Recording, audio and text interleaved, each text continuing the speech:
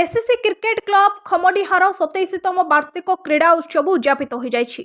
ठाकुरमुंडा पंचायत अंतर्गत खमडीहा खेलपड़िया गत 12 तारिख ठारू आरंभ होइतिबा ही टूर्नामेंट रे मोट 16 गोटी क्रिकेट टीम अंशग्रहण करथिले। सेमानक मध्यरु फाइनल मैच सोर सहित जसीपुर मध्य खेल अनुष्ठित होइतला। फाइनल मैच रे सोर चैंपियन होइतला। उद्यापन उत्सव रे मुख्य अतिथि भाव में करंजिया विधायक पद्मचरण हाइब्रू जोग देथिले। ए खेल को परिचालन करथिले आक्रम एवं हरप्रसाद सेठी। ए क्रिकेट टूर्नामेंट रे केसीसी क्रिकेट क्लब रे सभापति लिकु सुहा सिंह, संपादक अनंत गिरी, सदस्य परमेश्वर महांत, खगेश्वर स्वांग सिंह, गुलशन स्वांग सिंह, प्रहलाद गिरी, गोपबंधु स्वांग सिंह, विपिन गिरी, कैलाश स्वांग सिंह एवं ग्रामवासी माने सहयोग करथिले। फाइनल दिन विशेष आकर्षण थिला चियर्सी गाल मानक नाच। सेमानक नाच देखिबा पई लोकमानकर भिड़ देखिबा को मिलथिला। ठाकुरमुंडारू लक्ष्मीनारायण राउतराय को report, Odisha news TV live.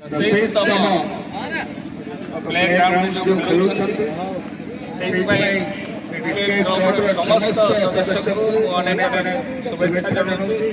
उपस्थित समस्त सदस्य माँ भौणी भाई मैंने गुरुजन समस्त को मो तरफ अशेष कृतज्ञता एवं मोर खेल बंधु जयपुर एवं सूरत क्रिकेट टीम खेल बंधु मान अनेक अनेक शुभेच्छा जनाऊँ।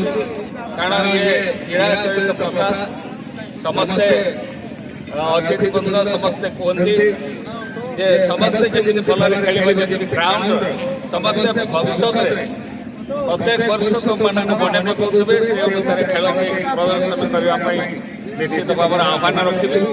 कारण युव पिला माने आगामी दिन भविष्य तुम मान देखिकी जो छोट पिला माने क्रिकेट खेलने इच्छा कर तुम मानकर पथ प्रदर्शन करे, तुमको अनुसरण करेंगे केमी बैटिंग कर बॉलिंग कर कौन तुम नीति नियम केते नीति नियम भितर संश्लिष्ट अच्छा समस्ते समस्ते जो खेलाड़ी जो पिला माने खेलुना से ज्ञानी अच्छा पाठ पढ़ी देखिए निश्चित भूल धरवे तेणु बड़ भाई मान दुख लगे छोट भाई मान सम्मान खेलेंगे समस्त धन्यवाद।